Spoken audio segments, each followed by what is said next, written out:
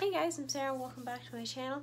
Today I'm going to be doing another recent reads video, and I apologize I'm not showing pictures of 3 of the books I'm going to be mentioning. I don't have the iPad with me today, so we're just gonna go with it. I leave all the titles and the authors in the description below, and if I remember and have time, I will put Goodreads links to each of the books, at least the indie published ones. The more popular ones I may not, just because, you know, everyone knows they exist. But anyways, we are just going to jump right into this because I don't know how much time I'm going to have before I need to go do something else. So, we're going to start with my lowest rated book and go down to the highest ones, so we can end this video on a good note. The first one is sadly a DNF. Well, it's a 3.5 plus a DNF because it is a manga series called Honey So Sweet. I mentioned it in my last recent reads video, the first volume anyways. I will leave that link down below in the description to that video. Anyways, the second volume was like a 3.5. I didn't like it as much as the first one. I don't know, there was just something about it that I didn't like. I don't fully remember, and I didn't read my Goodreads review. But that's beside the point because I got to the third volume and I DNF'd it. And I DNF'd the rest of the series. I did look through the rest of it to see if it would just be that volume that I didn't like, and I just made the decision to not delete, but DNF the entire series. It's an 8-volume series. Mainly, there's a situation in the third volume where there's a love rival, which is kind of like a low-key love triangle, but the one person that the other two are vying over doesn't like both of them and isn't wishy-washy about them. They already like just one person, and the other one's just being a pain about it.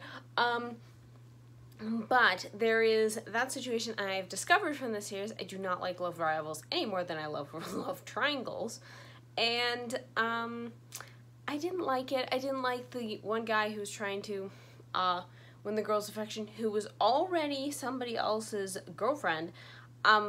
That was like, okay, because that was even ruder in my opinion, because she's already taken, dude.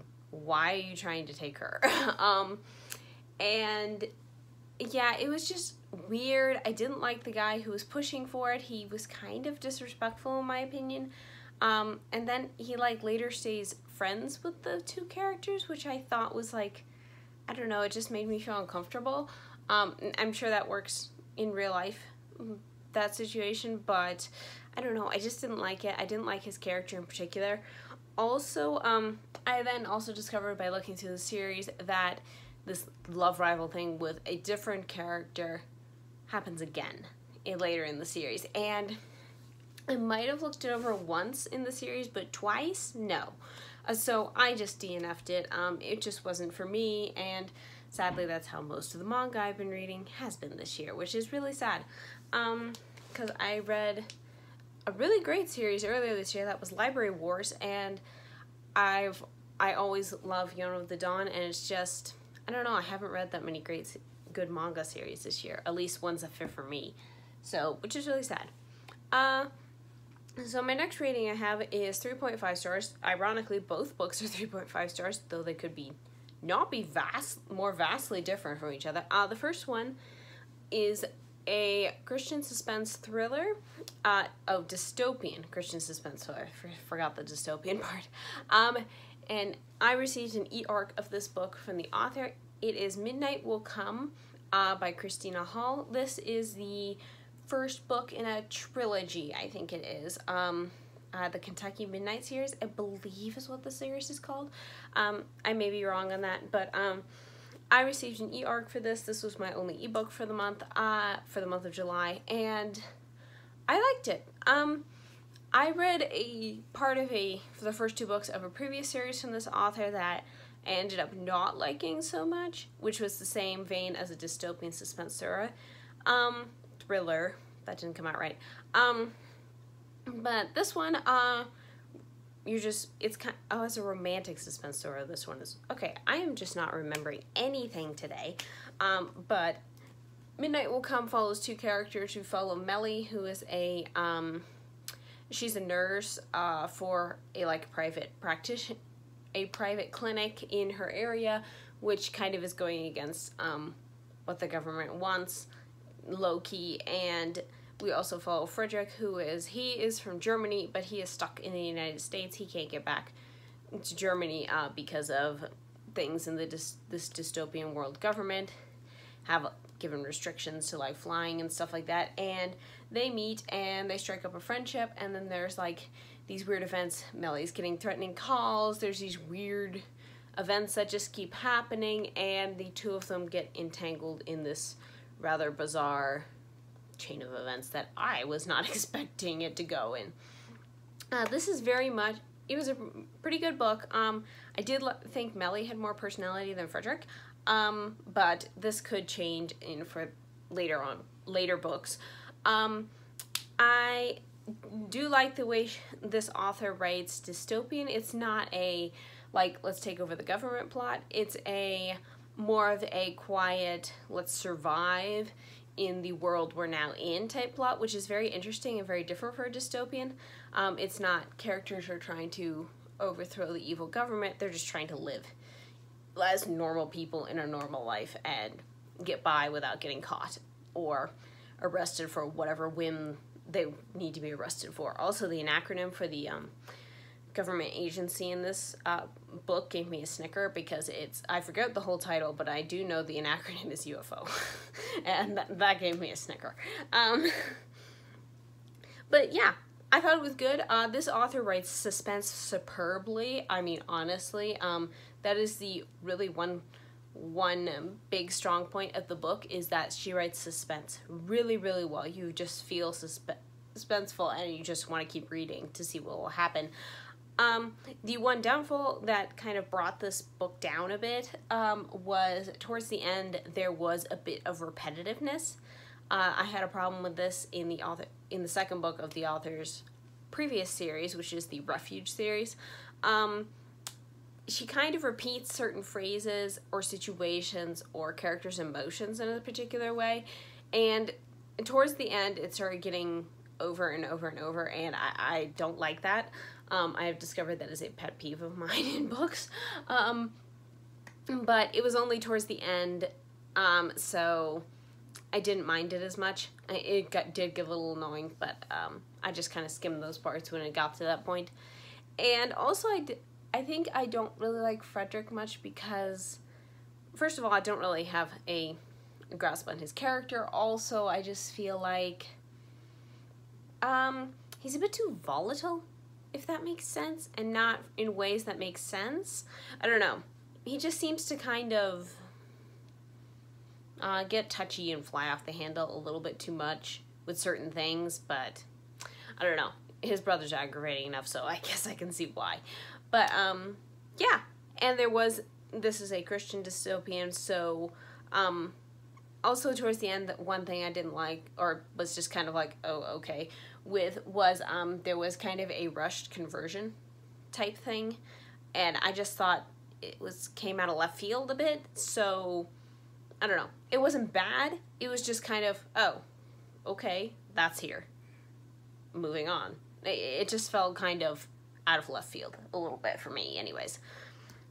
Okay, so the other 3.5 star book I have is Crooked Kingdom by Leigh Bardugo. This is probably kind of a surprise considering I gave the first book, Six of Crows, 5 stars. I did not like a lot of the choices the author made in this end book, but this is basically just a follow-up to Six of Crows and is the second book in this dark fantasy duology. I won't go too much into the plot because, for obvious reasons, there's spoilers, but I was originally only planning on reading Six of Crows, but it did end on a cliffhanger, so I decided to pick up the second book and see how it ended. Positives on this. The characters are great. I still love the characters' growth, especially for Kaz Inez, I believe is how you say her name. Correct me if I'm wrong if you know how to pronounce her name better. But they especially really went through some character growth, and I really liked where both of their stories ended at the end of this book. That was the biggest positive. The heist situations that they got themselves into were very interesting. Seeing Kaz kind of work his way out of it as well, even if you couldn't see in his mind, like, you know, it would just be revealed on the page. That was very interesting, and I do like that. It's pretty much the only two positives I have, because this book was more darker than the first one, which I thought was surprising. Not darker as in, I mean, there was more violence. Actually, I think the violence was about the same. But, I don't know, it just felt darker to me, and it didn't need to go there. Like, there's, like, you know, characters are, like, threatening children, and it's like, okay, you really didn't need to go there with this book. Then, there was more, like, suggestive comments, and just things like that, and it was just, like, it was just more than the first book barely had any. And this one, like, had a whole bunch, and I was just kind of like, really? Also, Inez was, basically captured as a girl and sold to be a prostitute. So we do get a little bit, it's a light touch, but we do get more insight into what she went through at the pleasure house, and I just, it wasn't handled badly, but it was too much for me. So yeah, I didn't really like that. I mean, I understand it happens in real life, and it's a horrible thing. And the way she wrote it, she did not glorify it in any way. She wrote it as a terrible thing, and there's no details, but I don't know, it was just too much. Then also, let's see, how can I say this without too many spoilers? A very important character in this book dies at the end. They are killed off in the most undramatic, like, totally unnecessary way. And I thought it was cheap. It was like, it's like the author threw it in there for, like, realism's sake. Like, everybody can't survive, so, oh well, you're dead now. And it's just, I do understand in books, as an author myself, I do understand sometimes the story calls for a character to die, to give emotional depth to other characters or the situation they're in or whatever, but this did not feel like that. It felt cheap. It felt just like, let's just do this for realism's sake, this person has to die. It's almost just like she lined them all the characters up and was like, you're dead now. And it wasn't even like during a mission or anything, and it's just, it was lame, and I did not like it, and yeah, I will probably never read this book again, but I will read the first one again because I did like that one. So, which was really disappointing, and this has, reading this, and I did check out I'm just putting this in for now, I did not read it, but I did check out the second book in the Shadow and Bone series from my library, Siege and Storm, but after reading this book and looking through that one a little bit, I have made the decision I will not be continuing the Shadow and Bone trilogy. I liked the first one, but with all the suggestive stuff and the constant talk of how people sleep around and stuff, I just don't like that. Even if the rest of the story's fine and the characters are good, I just don't like how that keeps getting brought up over and over again. So I will not be continuing the Shadow and Bone trilogy. Sorry if you were looking forward to my reviews on the last two books, but I have made the executive decision that those are not books for me, and I would just rather spend my time reading books I will actually enjoy. Which is a bummer because I did end up liking the first one, but yeah, it's just a little too much, and there's like almost like 3 different love triangles in that story. It's weird. Yeah, and I just don't like that. So we are now going to move on to other books I liked better. And the next one I'm going to talk about is we're moving into 4-star reads now, and that is a manga series I've been reading and I am still currently reading, and that is Snow White with the Red Hair. I am not going to say that author's name. There's the mangaka's name. And this is basically, if I were to give a very, very basic overview, this series, we follow Shirayuki. This is the girl with the red hair. She is Snow White with the red hair.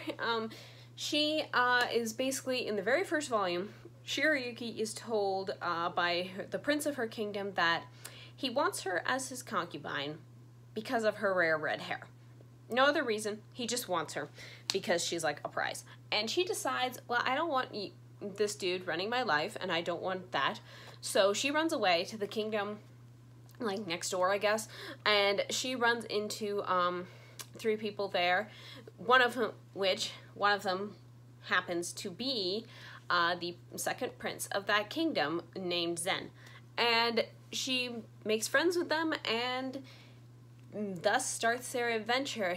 She and Zen, I mean, this is not a spoiler, it's on the back. She and Zen especially, eventually, if I could talk today, it would be great. She and Zen eventually fall in love, and so starts their romance. The Snow White elements in this story only apply to the very first chapter in the very first volume. They do not carry out throughout the rest of this series. Basically, yeah, I think the mangaka originally wrote the first chapter as a one-shot, which is basically just like a short story. It's one contained thing. But then she got requested to do the series, so then it expanded from there, which explains why the Snow White elements are only in the first chapter of that first volume.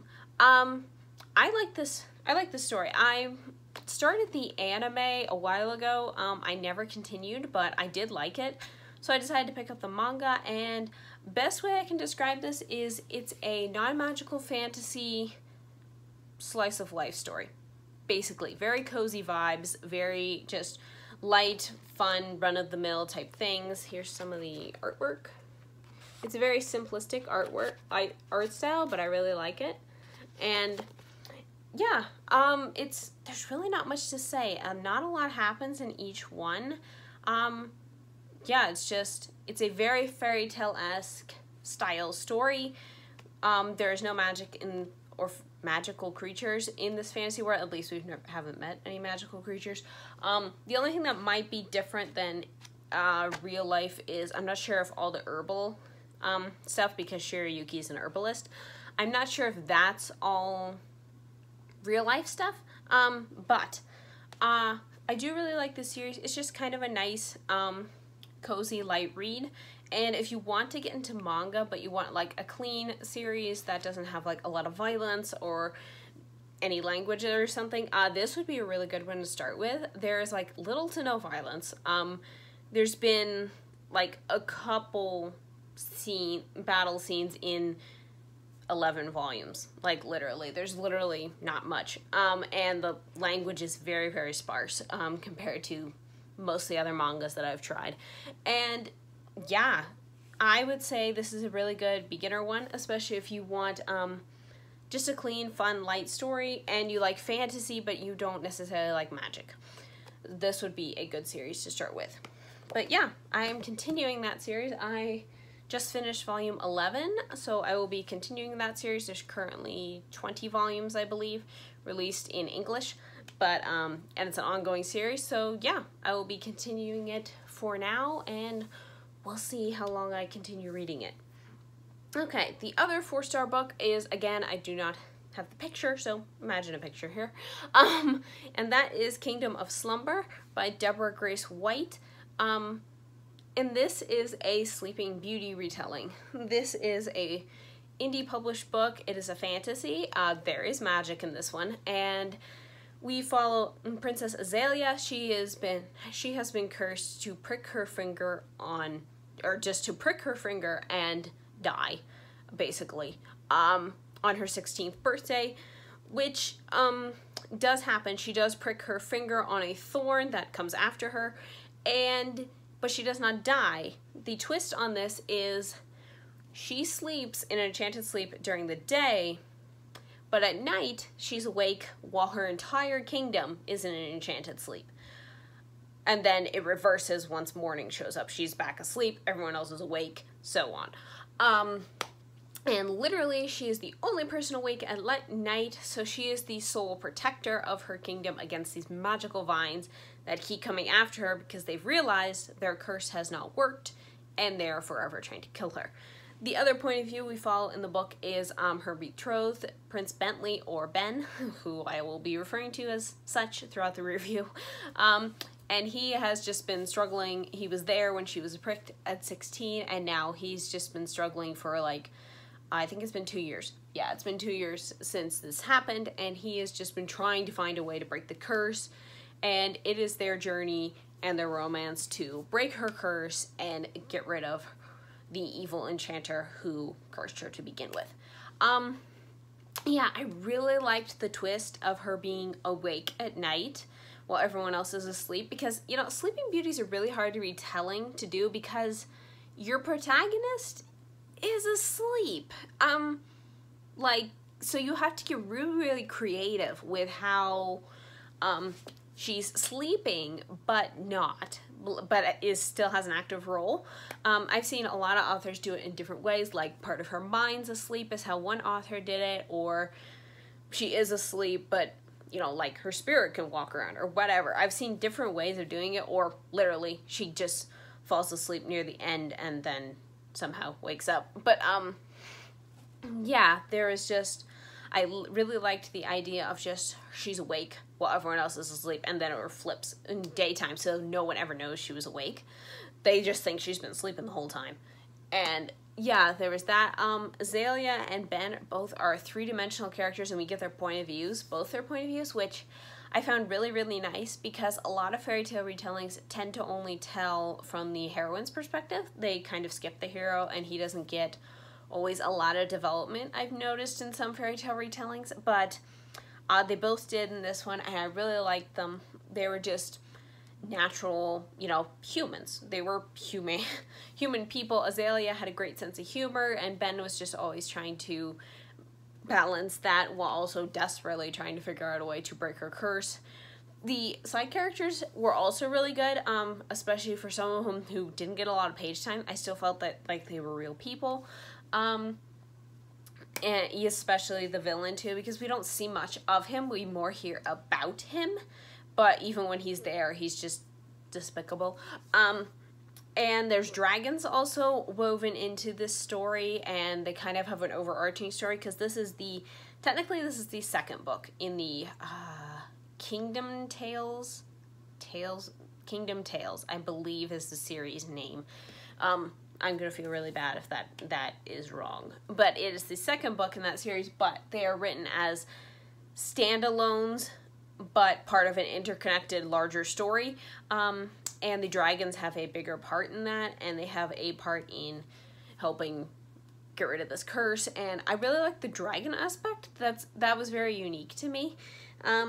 At least in a fairy tale retelling, aside from, you know, if there is just a dragon. But this was like a whole colony of dragons, and one in particular, and just, it was really, really good. And Ben's parents are the worst. I do know his older brother is the male lead in the third book, and I feel sorry for him already in having to deal with his parents solely because his parents were utter garbage. And I wanted to strangle them every single time they showed up.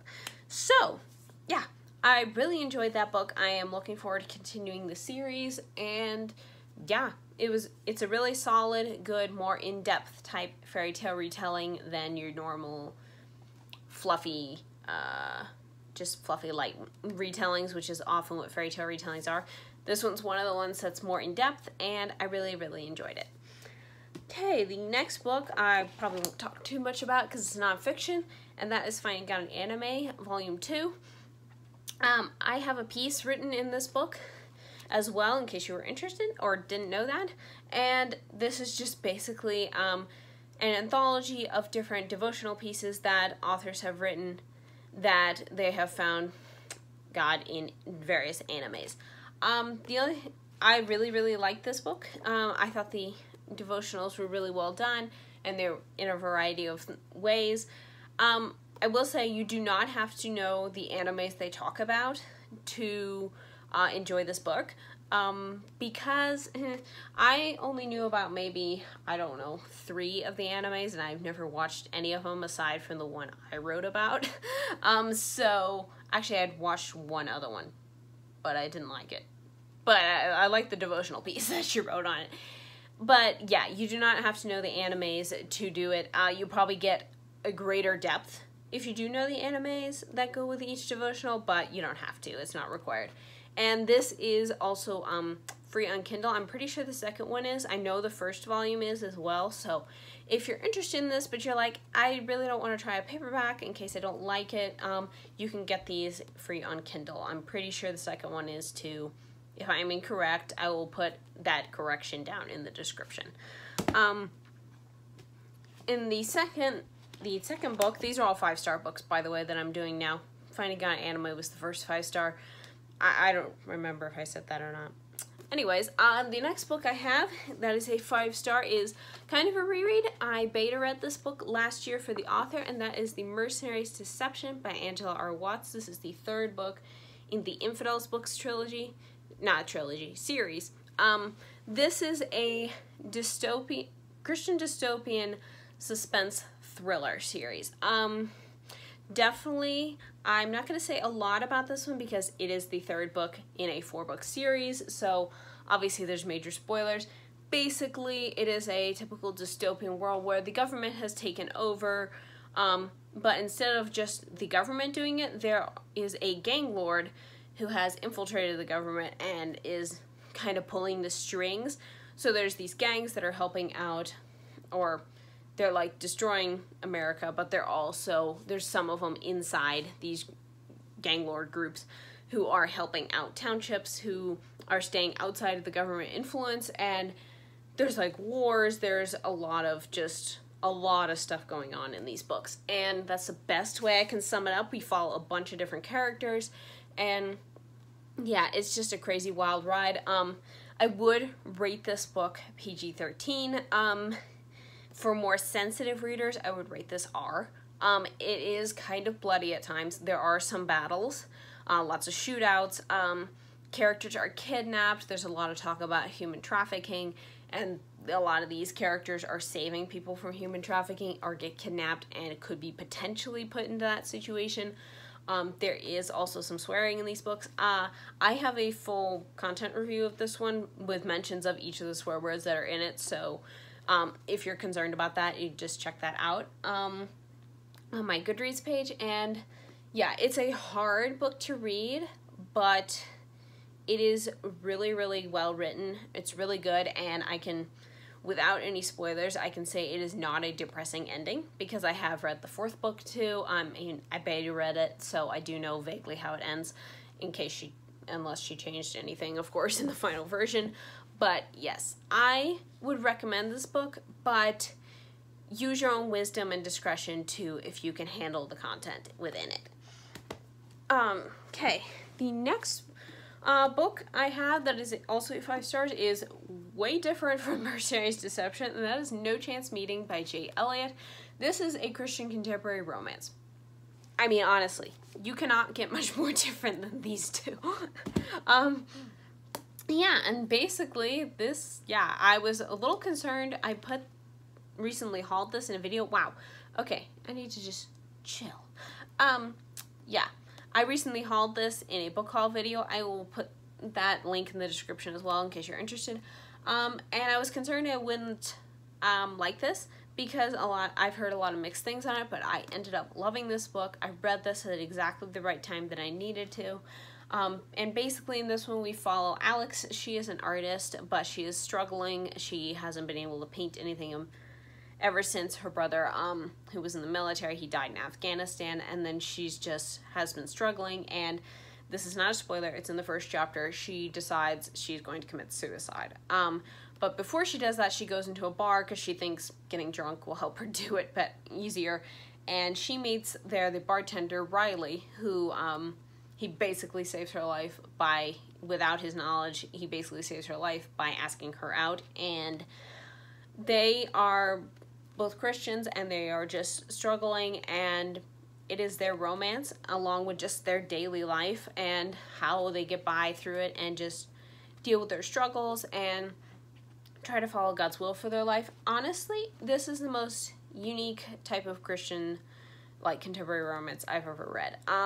It doesn't follow the typical formula. Literally, the two of them are in a relationship the whole time, and they don't have the typical relationship drama that usually goes on in these types of books, which I really appreciated they really just kind of trusted each other. And yes, there were some doubts, and a couple times there were some miscommunications, or they'd get angry at each other, but it was real. It was just like two humans trying to learn how to have a relationship and get along. And I really, really enjoyed this book. It's just kind of just daily life and them navigating it together, and just, it was very simple, it was very sweet. I enjoyed it immensely, and I am so glad I read it. Also, if you didn't know, J. Elliott is a pen name for J.L. Knight. You can see the books here of the Ilion Chronicles. So if you like the Ilion Chronicles, or like zero like romantic drama or anything, literally the only drama in this book is between Riley and his estranged parents, but it's just kind of felt natural, not this is overbloated because.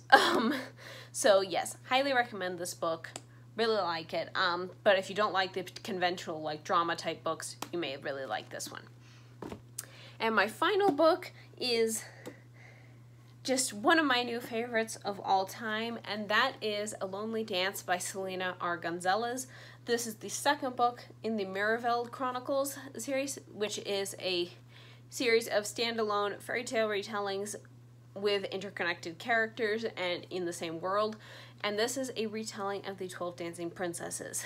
And I got a physical arc, obviously, of this book in exchange for a review, even though it was not required to leave a review. But this book is so good. It deserves all the reviews in the world, all the hype in the world. And basically, we follow Crown Princess Ilara of Talland. She and her sisters are cursed. The sorcerer came along and he cursed them and he says the only way to break the curse is if Ilara agrees to marry him, which she's not having any of that. She's like, I'm not going to marry this creepy dude who stuck me and my sisters in this curse. I'm just not going to do it. But also the problem is, due to the curse, she and her sisters go to sleep in their house, and they wake up in their house, but they don't remember what happened all night. Literally, they have no idea what happened. They just know they're always in fancy dresses, and their shoes are worn out, and they're tired, but they have no idea what's going on. And then we enter Tristan, who is an ambassador for a nearby kingdom. He comes to, do ambassadorial duties in Talland, and he is kind of roped into helping try to break this curse, because if he doesn't, he's going to be killed.